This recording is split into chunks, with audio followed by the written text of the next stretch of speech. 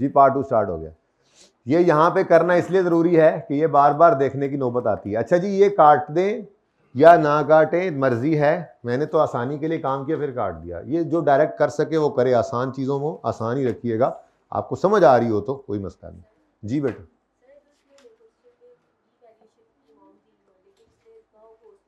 तो यही तो नहीं, उस क्वेश्चन में यही तो हुआ है, यही तो इनका सवाल था। इन्होंने फेयर वैल्यू दी हुई है लेकिन कह रहे हैं कॉस्ट मॉडल यूज कर रहे हैं, तो फिर और आईकैप की आदत है कि बहुत सारी चीजें देता है ताकि पता लगे, ताकि पता हो कि इनको पता भी है कि नहीं पता। जी और कोई सवाल यहां से उठने लगा था? किसमें? यही 500-700 दो cost model, revaluation model. Fair IS 16 के फेयर वैल्यू मॉडल का नाम रीवैल्यूएशन मॉडल है, IS 40 के फेयर वैल्यू मॉडल का नाम फेयर वैल्यू मॉडल है, ठीक है। IS 38 के फेयर वैल्यू मॉडल का नाम रीवैल्यूएशन मॉडल है, IS 41 के फेयर वैल्यू मॉडल का नाम fair value less cost to sell है। हर एक का अपना अपना नाम है, उसके नाम को उसी के साथ ही मखसूस रखना है। मैं IS 40 के अंदर लफ्ज रीवैल्यूएशन मॉडल इस्तेमाल नहीं कर सकता, इसके पास कोई रीवैल्यूएशन मॉडल नहीं है, ठीक है। इसका जो फेयर वैल्यू पे एसिड लाने वाला मॉडल उसका नाम फेयर वैल्यू मॉडल है। मैं IS 16 में जाऊं तो उसको मैं फेयर वैल्यू मॉडल नहीं कह सकता, वो IS 16 में एसिड को फेयर वैल्यू पे लाने के लिए जो मॉडल का नाम है वो रीवैल्यूएशन मॉडल है, और उनका ट्रीटमेंट भी अलग है। इसलिए अच्छी बात है कि मैं नहीं कहना चाह रहा, ना मैं कहूंगा, वरना तो कंफ्यूजन ही कंफ्यूजन है। तो IS 16 का PP रीवैल्यूएशन मॉडल वाला वो डिविजन पढ़ के आए, उसके रूल अलग हैं। बुक वैल्यू पर लेकर आओ, ट्रांसफर की एंट्री करो, सरप्लस लॉस बुक करो, सरप्लस है तो P&L में नहीं लेके जा सकते, फिर डेप्शन भी करो। ये कहता है भाईजान चक्कर ही कोई नहीं, अगर फेयर वैल्यू मॉडल तो डेप्शन नहीं करनी, फेयर वैल्यू पे ले आओ, ये नया लॉस है ले जाओ P&L में। अब बिल्कुल डिफरेंट है सारा कुछ। कहाँ? ये इधर तो बताया तो है अभी थोड़ी देर पहले। यहां पर एक लाइन छोड़ते, रीवैल्यूड अमाउंट लिखते, सरप्लस या लॉस आता तो वो बुक करते। लेट्स से 1300 है ना, तो यहां पर ये 1137 है, एक लाइन छोड़ के 1300, कितना फर्क आता है? वट एवर जो फर्क आता है 163, उसको आपने यहाँ पे रीवन सरप्लस का कॉलम डाल के 163 लिखना था, ठीक है। और उसके बाद फिर नहीं, वो फिर 31 दिसंबर आ जाना था ना, फिर अगले साल में जाके डेप्रिशिएट करना था 1300 को और नशर कर देना था उस 163 के साथ। भाई ये वही यार, ये कोई नई चीज नहीं है, ये वो IS 16 है जो अभी तक आप पढ़ के पागल हो गए। ये वो है रीवैल्यूएशन मॉडल है, तो ये वही है, नई चीज सिर्फ ये, ओके। यानी आप यूं देखो, कॉस्ट मॉडल है तो ये, अगर रीवैल्यूएशन मॉडल है तो रियल सरप्लस और P&L ऐड करो, लाइन छोड़ो, लिखो सरप्लस है लॉस है, लिखो आगे, वही काम है। ये वही IS 16 है, गुजरे थे आप जहां से। डाने चलिए आगे। किस में? ये निकाली तो है 10 तो बेटा 1 जनवरी 19 पे थी ना लाइफ, ये with remaining life on 1 January 19 with remaining life of 10 साल। अब 30 जून 19 पे आ गए हैं तो फिर 10 तो ही ना बचे, 6 तो गुजर गए, इसलिए ऑनवर्ड्स अब 9.5 साल इस एसेट ने फायदा देना है। और अगर रीवैल्यू करते ही रीवैल्यू मॉडल होता तो 31 दिसंबर 19 पे ये 9 रह जाती, तो 10 वाले साल के लिए रिमेनिंग लाइफ 9 बन जाती। फिर समझ आई है? बच्चे कुछ कम लग रहे हैं यार, ये देख लो, अब ये बहुत से ज़्यादा इंपॉर्टेंट है, आज का लेक्चर बहुत से ज़्यादा इंपॉर्टेंट है। अब क्या कर सकते हैं, चले जी नेक्स्ट। आप ना पढ़ें, आपने नहीं पढ़ना, नेक्स्ट।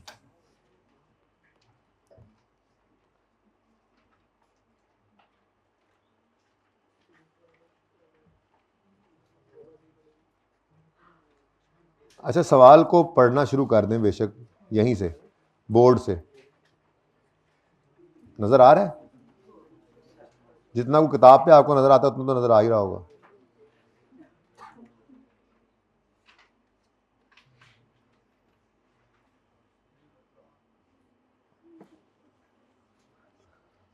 कितनी एग्जाम्पल है? 5 है, 6 है। आप अपनी किताब से पढ़ें।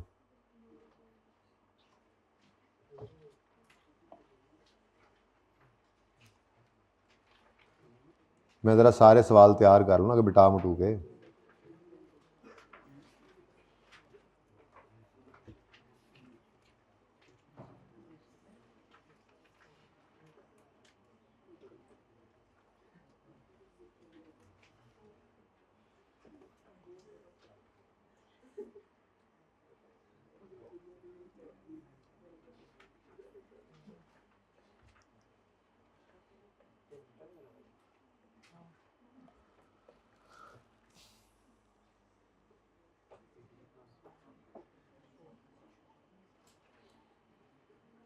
जी सवाल पढ़ा है, सिर्फ सवाल पढ़ना था।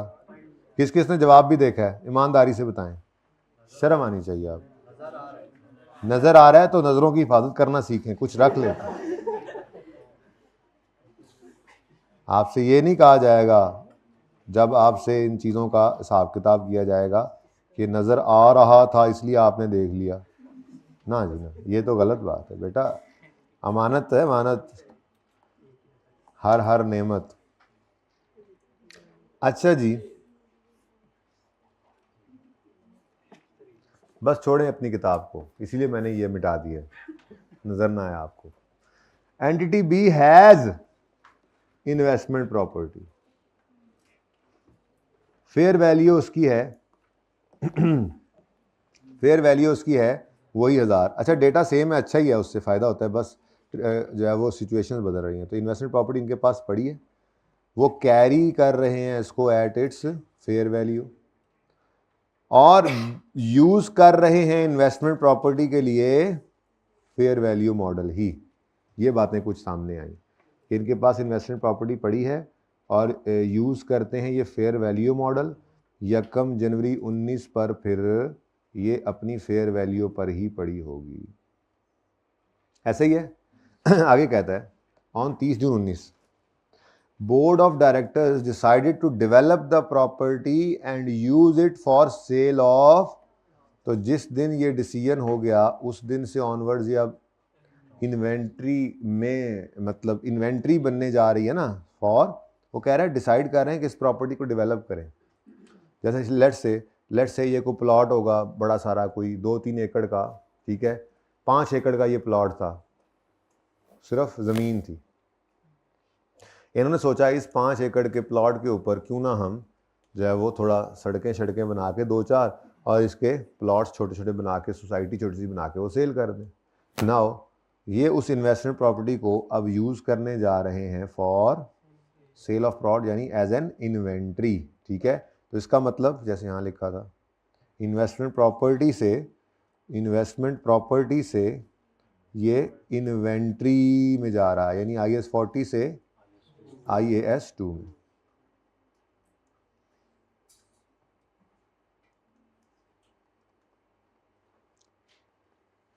ठीक है जी।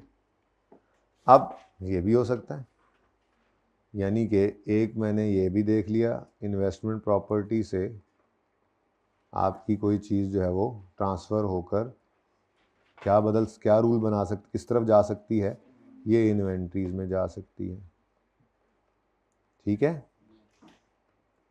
ऐसे ही लिख रहा हूँ, बस एग्जांपल्स हैं, ओके, ये एग्जांपल्स हैं हमारे साथ।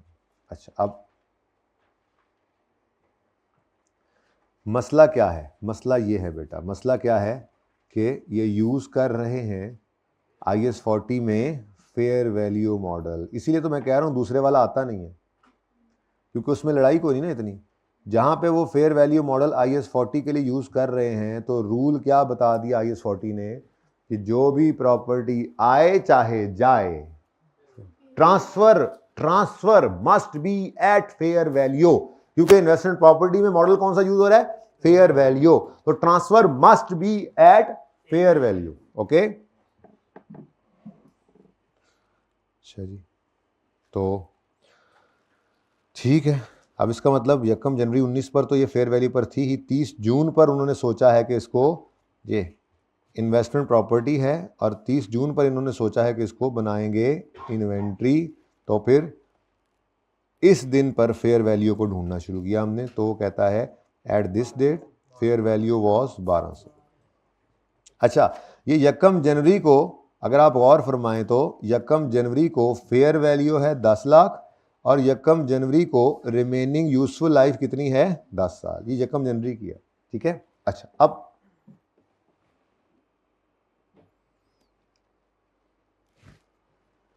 On 31 December 19 year end the value of property has increase to, चले ये तो बाद में देखेंगे, 31 दिसंबर को तो बाद में देखेंगे ना, फिलहाल तो मामला क्या है,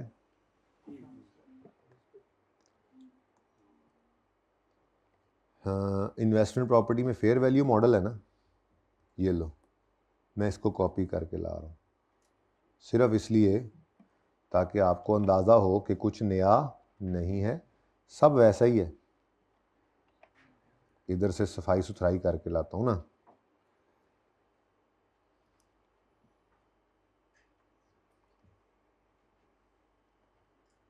देखो कितना सेम टू सेम काम आ रहा है।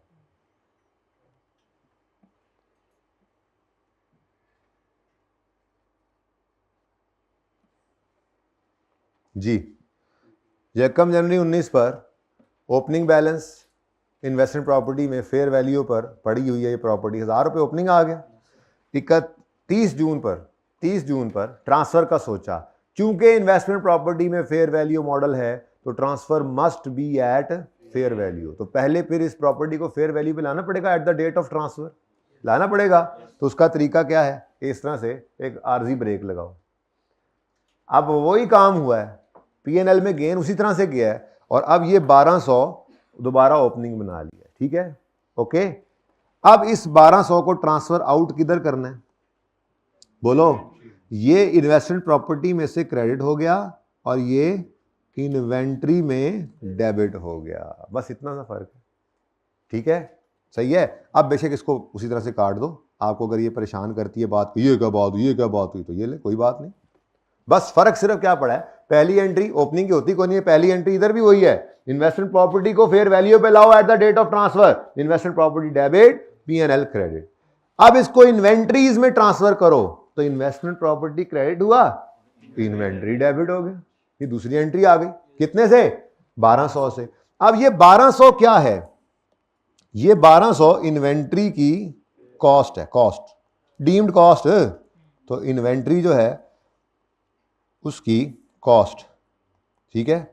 ये ऐसे यहाँ पे क्या लिखा था, ट्रांसफर, अच्छा चलो, तो ये कॉस्ट है, ये ट्रांसफर हुई है, जो ट्रांसफर इन हुई ऐसे ही है, ये ट्रांसफर वाली कॉस्ट है, कितनी है 1200, ये आपकी डबल एंट्री हो गई। अगर आप कहें तो मैं लेजर बना दूं इसका भी, लेकिन जरूरत नहीं है, इसकी तरफ डिस्कशन नहीं है मेरी। तो ये क्या बन गया, इन्वेंट्री डेबिट और इन्वेस्टमेंट प्रॉपर्टी क्रेडिट। अब इन्वेंट्री में चीज पहुंच गई है, तो 31 दिसंबर में सब्सिक्वेंट मेजरमेंट का रूल कौन सा वाला लगेगा, इन्वेस्टमेंट प्रॉपर्टी का लगेगा, पीपीई का लगेगा ना, अपना इन्वेंट्री का। और इन्वेंट्री का सब्सिक्वेंट मेजरमेंट का मॉडल क्या है, बैलेंस शीट डेट पर इन्वेंट्री किस पर नजर आनी चाहिए, लोअर ऑफ कॉस्ट और एनआरवी, लोअर ऑफ कॉस्ट और।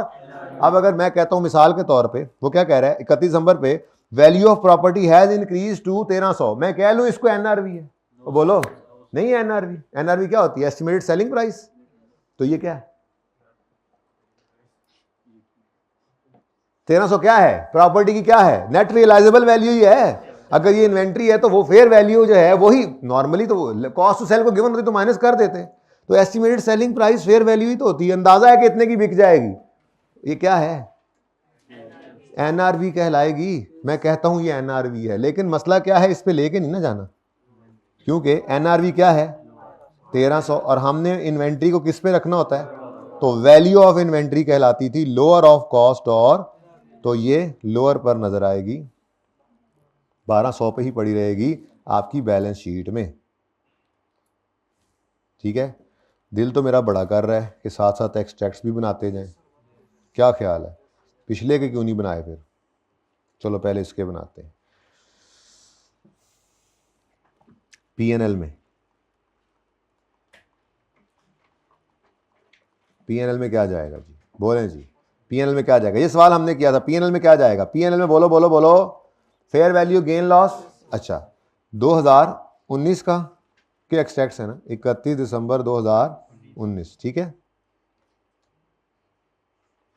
18 भी करना है, 18 का तो पता ही नहीं है। चलो जी, तो हमारे पास 31 दिसंबर 19 पर फेयर वैल्यू गेन आया 200 का, जिस दिन हमने इन्वेस्टमेंट प्रॉपर्टी को, क्योंकि इन्वेस्टमेंट प्रॉपर्टी में फेयर वैल्यू मॉडल है ना, तो पहले 6 महीने की डेप्शन तो थी नहीं, तो 30 जून पर हमने उसको फेयर वैल्यू पे लाकर ट्रांसफर आउट कर दिया, तो ये गेन पीएनएल में आ गया। ठीक है, उसके बाद नेक्स्ट थिंग इज, जब वो चला गया था ये एसेट यानी ये प्रॉपर्टी जब चली गई थी इन्वेस्टमेंट प्रॉपर्टी से निकलकर पीपीई में, तो वहां पर कॉस्ट मॉडल यूज, अच्छा वहां पर रीवैल्यूएशन मॉडल भी होता, तो डेप्शन करते उसमें तो होता है ना, रिवैल्यूएशन मॉडल में डेप्शन भी होती है, ठीक है ना, लेकिन बहरहाल कॉस्ट मॉडल था, तो हमने उसको क्या कर लिया, 6 महीने डेप्रीशिएट। अब ये 6 महीने क्या है, डेप्रीसिएशन एक्सपेंस है, कितना जी, 60। ठीक है जी, सही है। अच्छा, उसके बाद बैलेंस शीट की बात करें तो बैलेंस शीट के अंदर कोई इन्वेस्टमेंट प्रॉपर्टी नजर नहीं आएगी, क्योंकि ट्रांसफर करके हमने उसको क्या कर दिया, जीरो। लिखना इन्वेस्टमेंट प्रॉपर्टी डैश या लिखूं ही ना, है इन्वेस्टमेंट प्रॉपर्टी लिखकर डैश लिखना चाहिए या नहीं? मेरे ख्याल में तो अगर यूं कहें कि 1800 की इन्वेस्टमेंट प्रॉपर्टी हुआ करती थी, अब नहीं है, फिर तो चलो बात मानने में आती है, अभी क्या ऐसे ही लिखना, पता है आपको। तो प्रॉपर्टी प्लांट इक्विपमेंट इस वक्त ये इन्वेस्टमेंट प्रॉपर्टी नहीं है, लेकिन पीपीई अब तो है, और किस पर नजर आएगा, बुक वैल्यू पर। यही बुक वैल्यू आपको वर्किंग से ही मिल गई 1137। समझ आ रही है? तो एक्सट्रैक्ट्स और क्या होते हैं, टॉपिक आता हो तो यही एक्सट्रैक्ट्स है बस।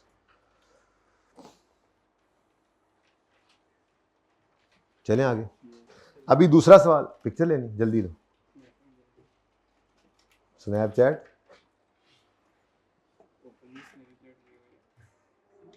स्नैपचैट क्या होता है, स्नैप्स खींच के चैट करते हैं, यानी तस्वीरों के साथ बातें करते हैं। गरीबों का ब्यूटी पार्लर।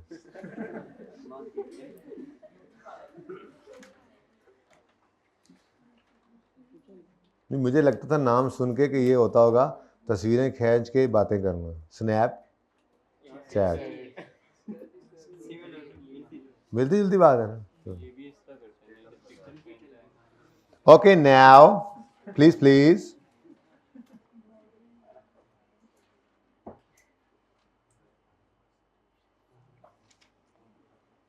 एक्सट्रैक्ट्स बनाएं, इसके जल्दी करें, इन्वेंट्री आ गई, एक्सट्रैक्ट्स बनाएं।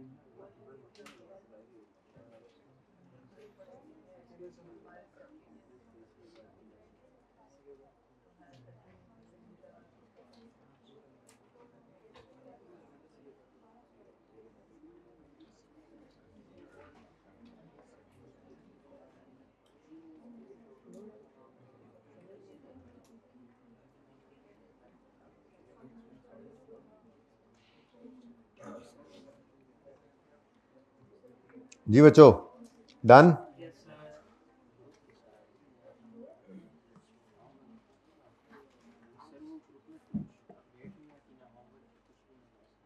बेटा होमवर्क की अपडेट ग्रुप में आपको क्यों आए? वैसे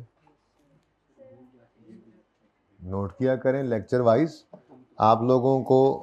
तो बाकी मैं हैंडआउट्स भिजवा देता हूँ जितने हुए हैं लेक्चर अभी तक के, और वो मैं हर वीक भिजवा दूंगा, लेकिन मेरे ख्याल में उसकी ज़रूरत नहीं होनी चाहिए आप। बाकी मैं हैंडआउट्स भिजवा देता हूँ। अभी मुझे क्लास के बाद याद कराना, ये जितने 33 लेक्चर्स हुए हैं ना, तो इनका एक PDF बना के भेज दूंगा इकट्ठा ही, ठीक है? फिर इसी तरह से कुछ अरसे बाद 50 पे चेक पॉइंट लगा के या 10-10 बाद भेजने का भेजता रहूँगा, मुझे मसला नहीं, लेकिन ज़रूरत नहीं होनी चाहिए आपको। मैं फिर कहूँगा एंड पे होनी चाहिए, एंड पे तो आपको सारा PDF दे दें भाई अगर रिवीजन करनी है तो, लेकिन फिर भी स्टिल मैं भेजता रहूँगा। डर गया हूँ वैसे ये बात सुन के मैं। नहीं डर तो लगता है ना, डर तो लगता है ना, ऐसे ना करो ना, ऐसे ना करो। PNL डर तो भाई लगता है ऐसी बातों से कि आपने अगर क्लास पढ़ी है और होमवर्क किया है तो फिर क्यों भूले, वो तो नोट्स के ऊपर जो है लिखना चाहिए ना, PNL के एक्सट्रैक्ट्स। कोई बात नहीं, खैर है, मैं तो डरता ही रहता हूँ पेपर वाले दिन तक, उसके बाद नहीं। रिजल्ट वाले दिन मुझे कोई डर नहीं, तो उस दिन आपको डर होता है, मेरा डर सिर्फ पेपर वाले दिन तक होता है। जी बेटा, डर ट्रांसफर हो जाता है फिर नहीं बेटा, डर तो ये होता है ना कि जो पढ़ाया कहीं उसके बाहर तो नहीं कोई चीज़ आ गई, बस ये डर होता है उस्ताद को। फिर बाकी चीज़ें तो पेपर तो रिज़ल्ट जो है वो उस्ताद के हाथ में नहीं है ना, तो बस अल्लाह की तरफ से ही बस दुआ है, फजल हो। बहुत मसले हैं, बीमार हो गए खुदा ना खास्ता, घर पे कोई परेशानी होगी खुदा ना खास्ता, या सब कुछ होके रहा। ये ऐसे चैम्पियन होते हैं 3-3 दिन जाग के पेपर देने जा रहे हैं, उत्थे जाके सो गए, इस तरह के मसाइल होते हैं। पेपर में तबीयत ख़राब हो गई, तो ये बहुत सारे मसाइल ऐसे हैं जो रिज़ल्ट जो मेहनत तुम्हारे हाथ में, रिज़ल्ट तुम्हारे हाथ में वैसे भी नहीं है, ठीक है? जी बेटा, क्या करें जी? 31 नंबर 19 क्या नजर आएगा? एक तो सोच, अच्छा सवाल को ना ज़हन में लाकर सोचा करें क्या जा सकता है इसमें, सिचुएशन क्या है? इन्वेस्टमेंट प्रॉपर्टी है और इन्वेस्टमेंट प्रॉपर्टी गई है, ट्रांसफर आउट हुई है। अच्छा ना भी होती तो ईयर एंड पे फेयर वैल्यू गेन आता, क्योंकि ट्रांसफर हुई है तो उस दिन तक का गेन लॉस जो है वो निकाल कर फेंका होगा, तो एक तो फेयर वैल्यू गेन या लॉस हो सकता है। दूसरा डेप्रिसिएशन नहीं। अच्छा यहां से चला गया इन्वेंट्री में, तो इन्वेंट्री डेप्रिशिएट होती है? नहीं। हाँ, इन्वेंट्री में आप NRV टेस्ट जरूर लगाते हैं। अब अगर मिसाल के तौर पे यही प्रॉपर्टी होती चन्नमई, यही प्रॉपर्टी होती आ गई 1100 1150 पे, तो हम क्या कहते हैं? ओ नेट प्रेजेंट वैल्यू इसकी क्या हो गई? कम, तो इसको राइट डाउन करो NRV पे, तो एक NRV लॉस आता PNL में, ठीक है? लेकिन ऐसा कुछ ना हुआ। ये तो वैसे ही मैंने एक्स्ट्रा बातें की हैं यार, ठीक है, ताकि कहीं किसी सवाल में आपको जरूरत पड़े तो पता हो। जी बताएं, जी बताएं बताएं बताएं, क्या हैगा? फेयर वैल्यू गेन कितना? 200 का। कोई डेप्रिसिएशन वगैरह तो नहीं है? बैलेंस शीट के एक्सट्रैक्ट्स की बात करें तो बैलेंस शीट में क्या नजर आएगा? करंट एसेट्स में inventories, very good, current assets में। और पिछला सवाल देखें तो बातें आसान है, लेकिन ये बातें ना बाद में बच्चों को मसले मसाइल जो है वो दरपेश करती हैं, इसलिए मैं सुकून सुकून से ये करा रहा हूँ, हर चीज बता रहा हूँ। इधर देखो PPE नजर आएगा, इन्वेस्टमेंट प्रॉपर्टी तो नहीं है यहाँ पे, इन्वेस्टमेंट प्रॉपर्टी तो नहीं है, लेकिन करंट एसेट्स के अंदर आपकी इन्वेंट्रीज पड़ी होंगी जो कि होती हैं लोअर ऑफ कॉस्ट और NRV। तो जब ट्रांसफर आउट वहां से हुआ था तो उस दिन की फेयर वैल्यू इन्वेंट्री को मिली थी, और इन्वेंट्री के लिए ये क्या थी? डीम कॉस्ट, ठीक है? तो बोलो 1200 पर नजर है, को मसला? अगला सवाल सोच के करो, आपने गलती करनी है इसमें।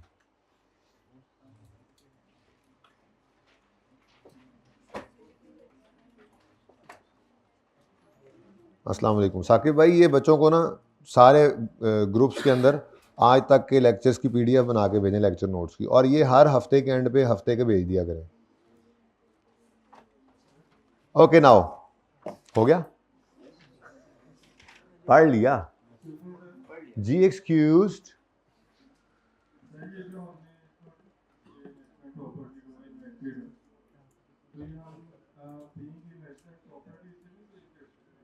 बेटा कहाँ से सवाल आ रहा है? मुझे बंदा नहीं नजर आ रहा। अच्छा हाँ, मैं इधर ही नहीं देख रहा था, हर जगह देख रहा था। क्या बोलो, दोबारा बोलो था।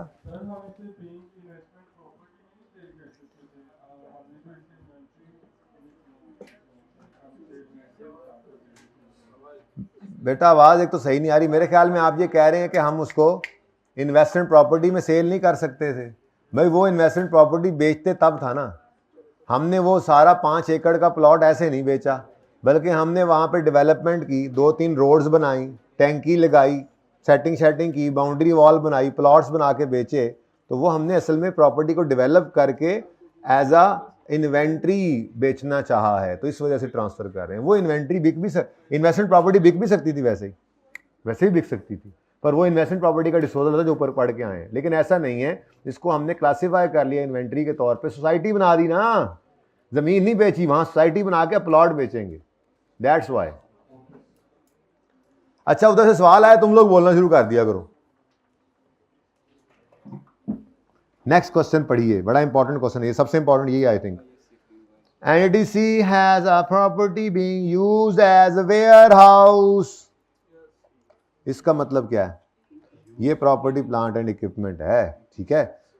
आप इसको गोदाम के तौर पे यूज कर रहे हो,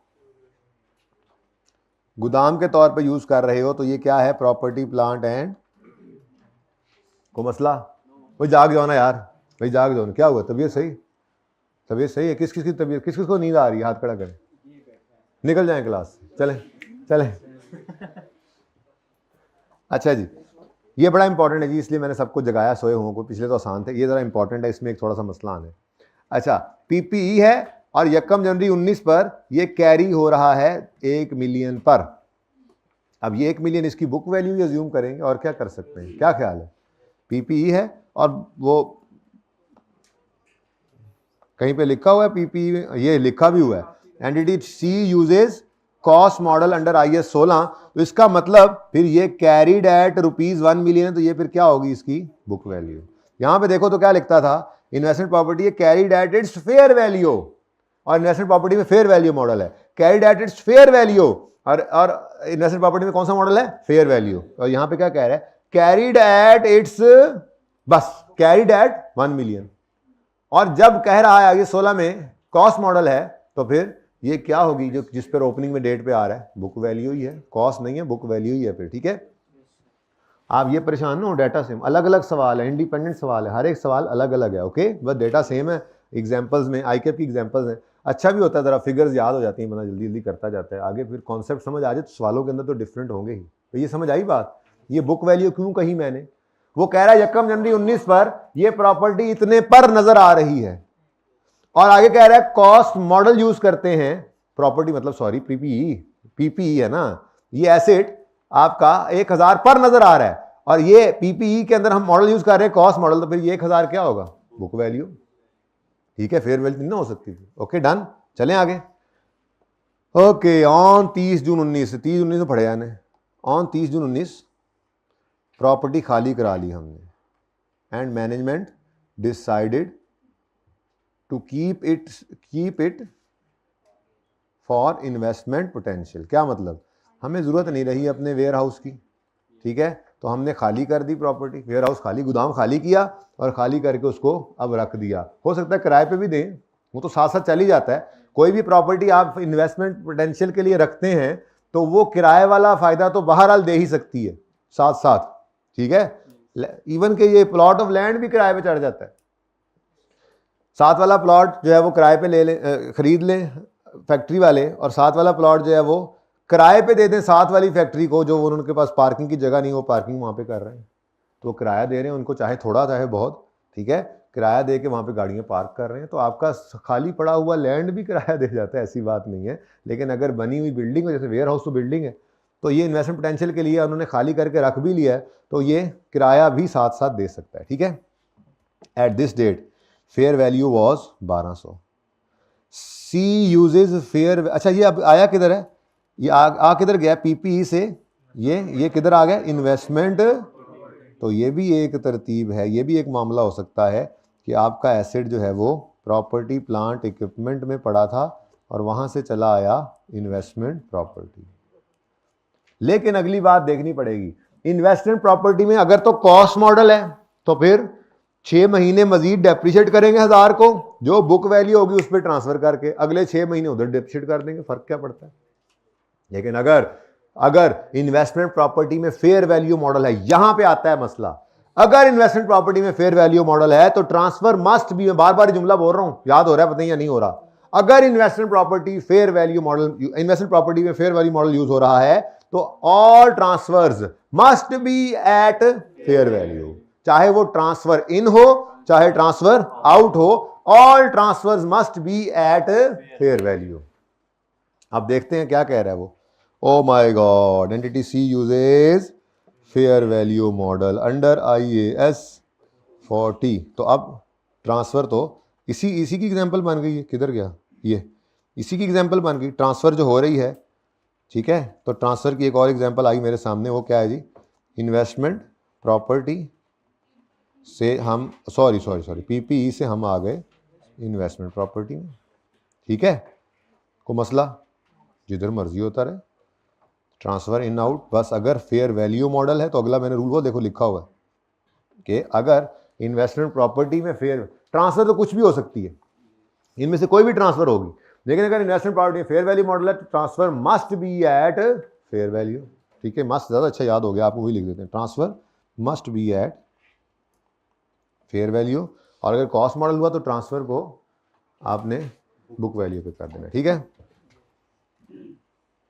दोनों तरफ ही सर मस्ट लिखे ना, अच्छा नहीं लग रहा, फर्क नहीं पड़ता वैसे, एक ही बात है, शुड बी का मतलब यही होता है, ठीक है। लेकिन जरा आपको जरा अच्छा मस्ट जरा याद रह जाएगा ना। ओके चलो, अब गड़बड़ थोड़ी सी ये हो गई है दोस्तों कि इस वक्त चीज कहां पड़ी हुई है। अच्छा 31 दिसंबर 19 में तो बाद में देखेंगे ना यार, 31 दिसंबर 19 में तो बाद में देखेंगे, पहले 30 जून 19 पर इसको ट्रांसफर तो करें। अब प्रॉपर्टी जहां पड़ी है वहीं पे इसको फेयर वैल्यू पे लाना है।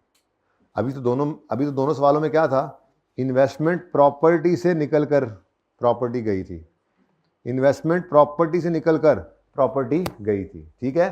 ट्रांसफर को करना है फेयर वैल्यू पर, मतलब प्रॉपर्टी जहां पड़ी है वहां पे फेयर वैल्यू पे लाएं फिर ट्रांसफर करें। पहले दोनों सवालों में पड़ी कहां थी प्रॉपर्टी, इन्वेस्टमेंट प्रॉपर्टी में, वहीं पे पड़े उसको फेयर वैल्यू पे लाए और फिर ट्रांसफर आउट कर दिया, एक बार पीपीई में दूसरी बार इन्वेंट्री में। आज प्रॉपर्टी कहां पड़ी है, नहीं कहां पड़ी है, कहां पड़ी है इज नॉट,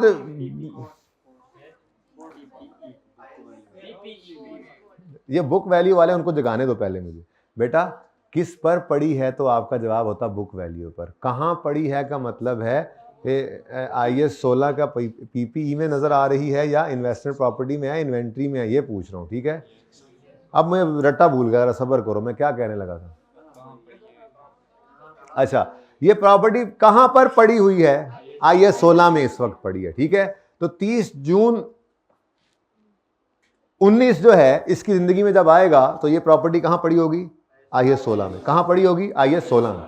अब चूंकि IAS 16 की बात नहीं कर रहे, जहां जाना है इसने इन्वेस्टमेंट प्रॉपर्टी में, वहां पे मॉडल कौन सा यूज हो रहा है, तो transfer must be at fair value, तो ये IAS 16 में इसको फेयर वैल्यू पे लाना पड़ेगा, IAS 16 में इसको, IAS 16 के फेयर वैल्यू पर लाने वाले मॉडल का नाम क्या है, रीवैल्यूएशन मॉडल। सारे रूल उस वाले लगेंगे, कोई चेंज नहीं होना, एसेट को फेयर वैल्यू पे लाएंगे, ला के फिर ट्रांसफर करेंगे, ओके। क्योंकि इन्वेस्टमेंट प्रॉपर्टी ने प्रॉपर्टी लेनी भी फेयर वैल्यू पर है और निकालनी भी फेयर वैल्यू पे है, अगर इन्वेस्टमेंट प्रॉपर्टी में फेयर वैल्यू मॉडल यूज हो रहा है तो, ठीक है। तो फिर अब पहले पीपीई के अंदर रहते हुए उसको क्या करेंगे, फेयर वैल्यू पे लाएंगे, क्योंकि ट्रांसफर इन हो या आउट हो must be at fair value. Investment property के पास पड़ी हुई थी प्रॉपर्टी, तो उसने खुद फेयर वैल्यू पे लाकर ट्रांसफर आउट किया, और अगर इधर प्रॉपर्टी आ रही है कोई तो इसने कहना है मेरे पास फेयर वैल्यू मॉडल है, मुझे फेयर वैल्यू पर करके प्रॉपर्टी दोगे तो मैं एक्सेप्ट करूंगा, वरना नहीं। रूल है, अगर फेयर वैल्यू मॉडल यूज हो रहा है इन्वेस्टमेंट प्रॉपर्टी में तो all transfers must be eight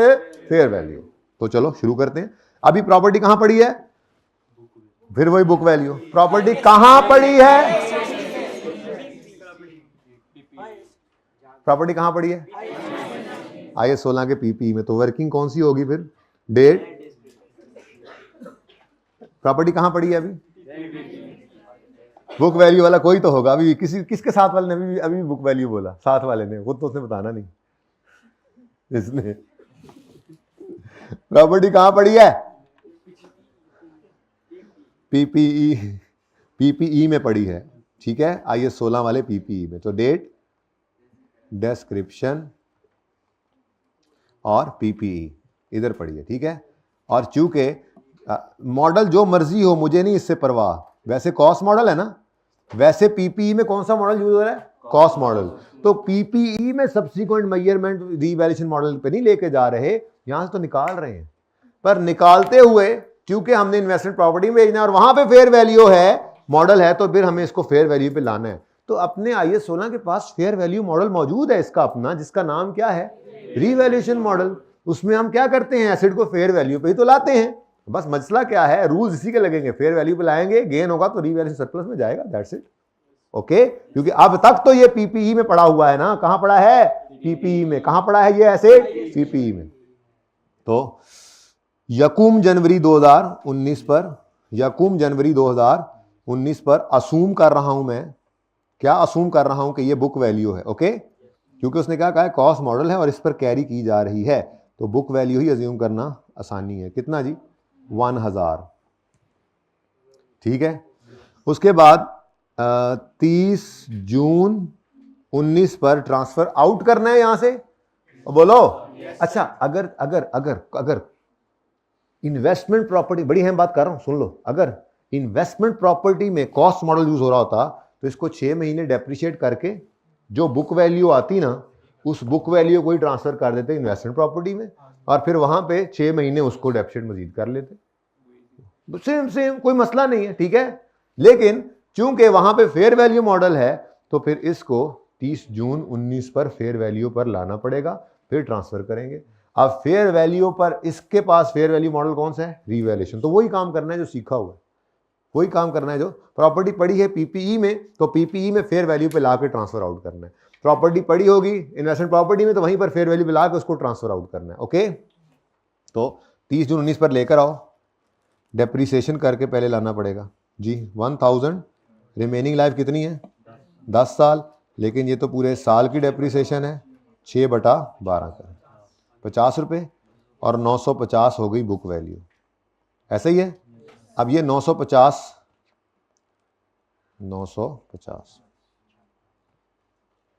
ये 950 रुपये पर ट्रांसफर आउट कर दें ना, ये क्या है, ये हिस्टोरिकल बुक वैल्यू है, लेकिन जिधर हम भेजना है इसको चाह रहे हैं, वहां पर उस इलाके में फेयर वैल्यू मॉडल चलता है, और वहां से पैगाम आया है कि अपने एसेट को फेयर वैल्यू पर करके हमें देना, वरना हमने इसको लेना नहीं है। और उन्हें पता है कि इनके पास इनका अपना फेयर वैल्यू मॉडल है, तभी तो ये फरमाइशें कर रहे हैं।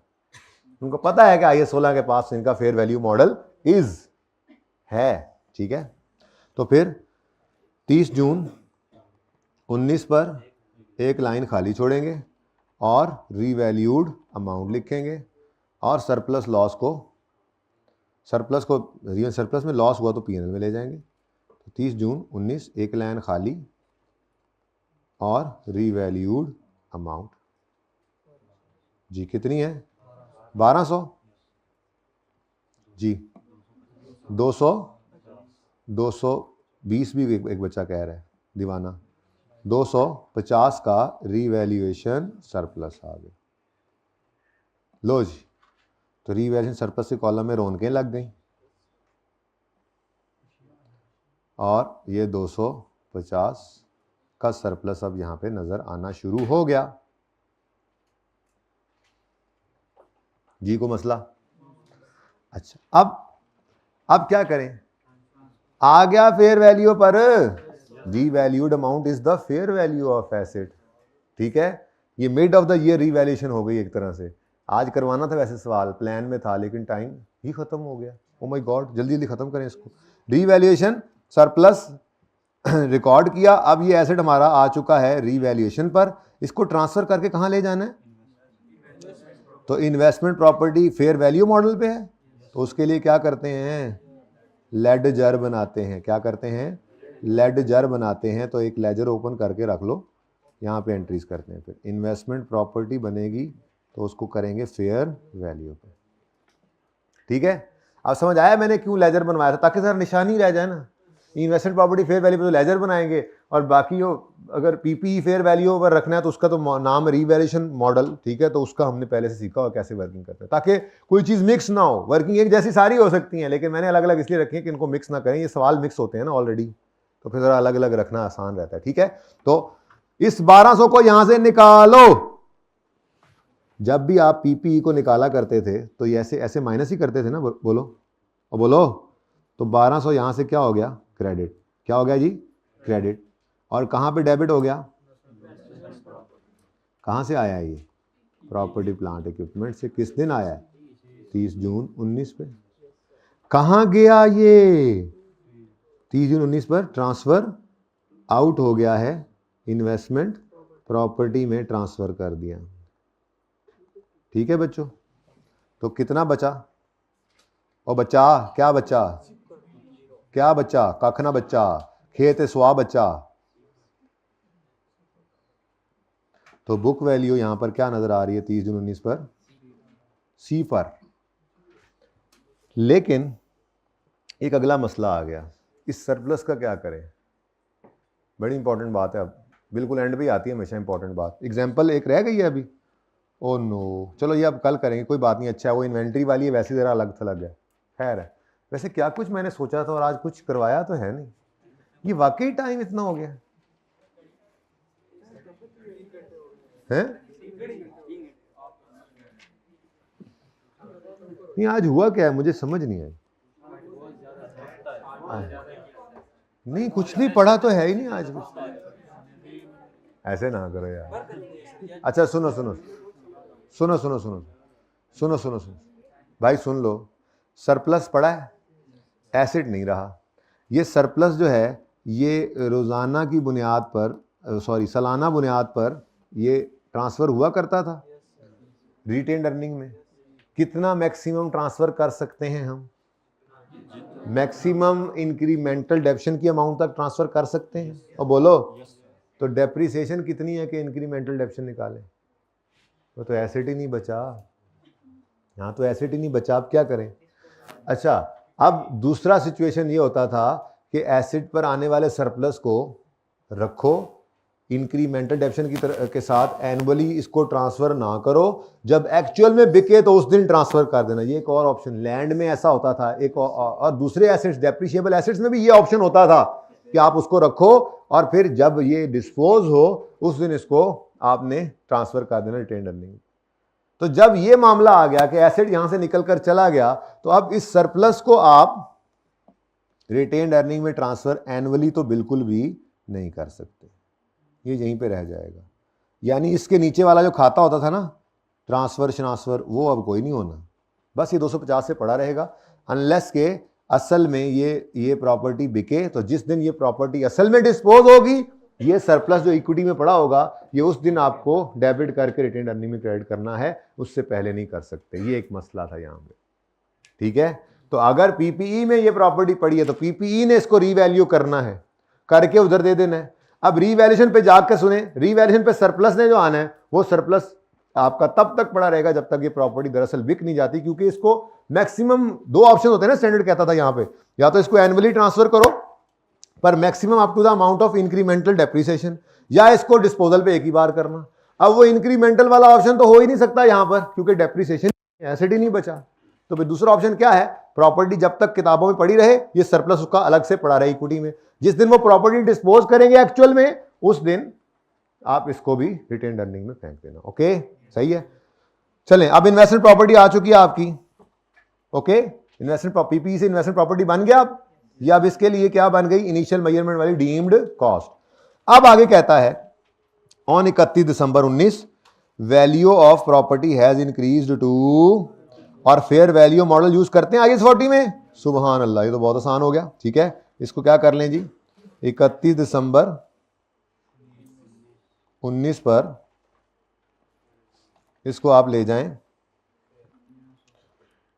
फेयर वैल्यू पर। तो कैरी डाउन में क्या लिखेंगे आप, फेयर वैल्यू कितनी है 1300, तो 100 रुपये का क्या आ गया फेयर वैल्यू गेन, ठीक है जी। PNL लिख रहे थे, PNL क्या लिखते थे यहाँ पे, PNL, ठीक है PNL ही लिखते हैं। Okay done. और ये जनाब आपका ये यहाँ पे ख़त्म हो गया, ठीक है। तो बस एक रूल सीख लिया सुकून से, अब उसको अप्लाई करते जाना है आपने। ओके यार यहीं पे बना दो बस। लें जी, अब एक्सट्रैक्ट्स बना लें इसके, बोले। अच्छा अगली लाइन पढ़ लें। वैसे ये मैंने आपको वैसे ही बता दिया, इसके लिखे होने की ज़रूरत तो नहीं है, पढ़ लें फिर भी। हमने वैसे ही तैयारी कर ली इस लाइन के बगैर भी। क्या लिखा हुआ है? Transfer from surplus to retain earning is made at the time of disposal only, तो इसलिए पढ़ा रहेगा। लेकिन ये बात सवाल में बतानी नहीं चाहिए उसको, वैसे ही हमें चलानी चाहिए, क्योंकि दूसरा ऑप्शन है ही कोई नहीं, ठीक है, दूसरा ऑप्शन नहीं है। अच्छा जी, अब एक्सट्रैक्ट्स अगर इसके देखें तो पीएनएल में क्या जाएगा? पीएनएल में क्या जाएगा बच्चों? डेप्रीसिएशन आएगी, बिल्कुल। पहले ये पड़ा हुआ था पीपीई में, तो वहाँ पर इस साल भी 6 महीने की डेप्रीसिएशन चार्ज हुई, तो डेप्रीसिएशन एक्सपेंस आया। 31 दिसंबर 2019 वाला साल है ना जी, 31 दिसंबर 2019 पर एक तो डेप्रीसिएशन एक्सपेंस आ गया, कितना जी? 50 का। और फिर फेयर वैल्यू गेन है लॉस है? जब इन्वेस्टमेंट प्रॉपर्टी में ये आ गया तो 100 रुपये का fair value gain year and पे आ गया। बैलेंस शीट के एक्सट्रैक्ट्स। अच्छा ओसीआई में भी कोई कहे ना आपको, कोई बच्चा, कोई सीनियर, यार ये तुमने क्या किया ओसीआई में ये 250 भी जाना है, तो आपने कहना नहीं वो हमने अभी पढ़ा नहीं है, 50वें लेक्चर के बाद पढ़ेंगे। तो फिर जो मैंने कहा नहीं है ये सरप्लस की एंट्री होती है, एसिड डेबिट सरप्लस क्रेडिट, तो सरप्लस जो है वो ओसीआई से घूम के इक्विटी में जाता है। तो वो जो मौका आएगा तो इंशाल्लाह वो भी हमें पता होगा, फिलहाल हमें पता नहीं है, ठीक है। बैलेंस शीट में नॉन करंट एसेट्स में क्या नजर आएगा? इन्वेस्टमेंट प्रॉपर्टी या पीपीई? हाँ जी, इन्वेस्टमेंट प्रॉपर्टी नज़र आएगी, और वो नज़र आएगी अपनी फेयर वैल्यू पर 1300, ठीक है जी। उसके बाद इक्विटी के अंदर भी कुछ आना है बच्चों।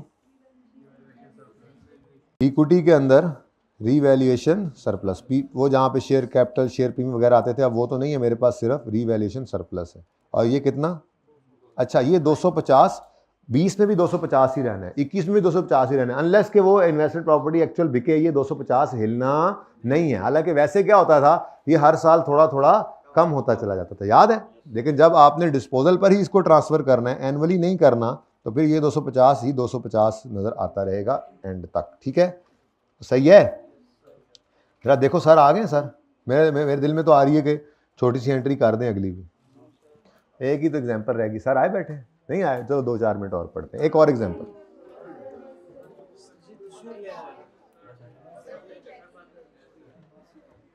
एक और एग्जाम्पल है, छोटी सी है। इन्वेंट्री से इन्वेस्टमेंट प्रॉपर्टी में आना रह गया है, वो भी देख लें।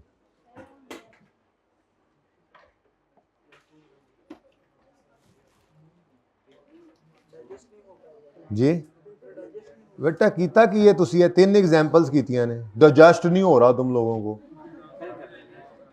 बेटा मैंने मशवरा नहीं मांगा, चुप करें सारे, चुप है।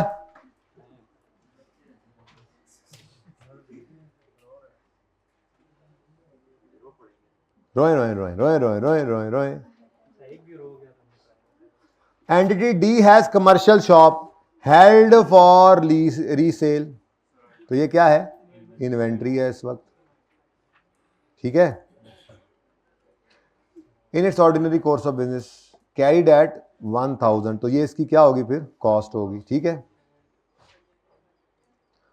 बातें पूरी नहीं है, एग्जाम्पल है छोटी छोटी, मैं खुद ही बता देता हूँ। अगर पीपीई अगर कॉस्ट मॉडल वाला पीपीई है, तो फिर उसकी वो कह रहा था कैरीड है, तो कैरीड किस पे होगी? बुक वैल्यू पे, थोड़ी सी बात है।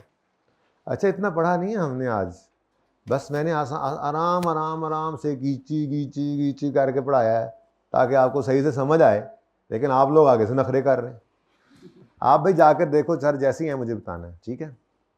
अच्छा इन्वेंट्री है, इन्वेंट्री बस मैंने 1 मिनट लेना है सिर्फ इसके लिए। ये समझ नहीं भी आएगी तो ये मंडे को दोबारा समझा दूंगा, टेंशन नहीं लें, इसको आपने इसको बोझ नहीं लेना, बस कर लें, ठीक है। On 30 June 19 it was given on rent, इस दिन से क्या बन गई? हमने एक प्रॉपर्टी रखी तो हुई थी ऑर्डिनरी कोर्स में सेल के लिए, लेकिन हमने सोचा कि इसको आज किराए पे चढ़ाना है, तो अब इसका यूज बदल गया। नाउ दिस इज ट्रांसफर है इन्वेंट्री से इन्वेस्टमेंट प्रॉपर्टी, इन्वेंट्री से इन्वेस्टमेंट प्रॉपर्टी।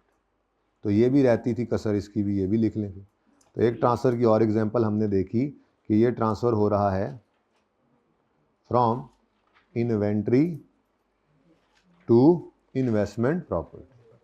और ठीक है, मेरे ख्याल में तो यही पॉसिबिलिटीज़ हैं।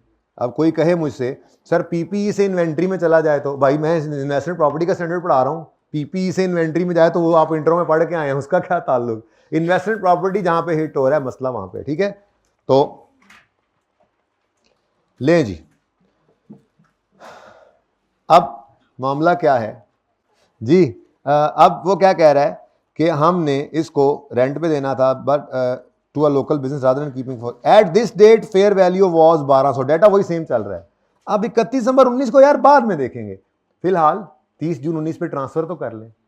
अब चूंकि एंटिटी, अगली आखिरी लाइन पढ़ो, entity D uses fair value model under IAS 40, तो मजबूरी क्या है। अब मामला ये है कि हमारे पास इस वक्त ये इन्वेंट्री पड़ी हुई है, और इन्वेंट्री है ना, इन्वेंट्री, तो इन्वेंट्री जो है वो नहीं बताया उसने कि कॉस्ट या NRV है, तो कॉस्ट ही कहेंगे कि ये कॉस्ट पर है, कितनी 1000। अब मसला ये है कि इसको ट्रांसफ़र तो हमने करना है इन्वेस्टमेंट प्रॉपर्टी में, ठीक है। यानी इन्वेस्टमेंट प्रॉपर्टी ने यहाँ पर 30 जून 19 पर डेबिट होना है, और होना भी किससे है, फेयर वैल्यू से, जो कि 1200 है। आना इसने कहाँ से है, इन्वेंट्री से। अब मसला क्या है, इन्वेस्टमेंट प्रॉपर्टी ने कहना है मैं फेयर वैल्यू मॉडल यूज कर रहा हूं, मुझे इसकी फेयर वैल्यू चाहिए।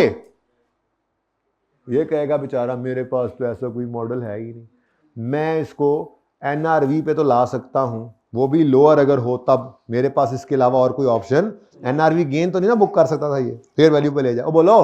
तो अब यहाँ पे इसके हाथ बंध गए और ये गुस्से में खड़ा है, इसके हाथ बंधे हैं, ये गुस्से में खड़ा है। तो फिर हमने कहा चलो तुम लोगों की लड़ाई खत्म करते हैं, यहाँ पे एक सादा सी एंट्री करते हैं। क्या एंट्री करेंगे, मैं इसको कहता हूँ, अच्छा हम अब इनकी सुलह करा रहे हैं, सिंपल सी एक एंट्री करेंगे, सुलह करा रहे हैं। हाँ भाई, इन्वेस्टमेंट प्रॉपर्टी आपको क्या चाहिए 30 जून पे, आपने डेबिट होना है, तो आप किससे डेबिट करें। मैंने कहा फेयर वैल्यू से। मैंने कहा अच्छा यार लिखो, लड़ते क्यों। और IAS 2 भाई आपके पास क्या पड़ा है। मैंने कहा जी मेरे पास तो कॉस्ट ही है। हमने कहा चलो चलो वही दे दो, इधर लाओ। इन्वेंट्री को क्रेडिट करें, क्रेडिट किससे करेंगे, जो उधर पड़ा है उसी से, यानी कि कॉस्ट से,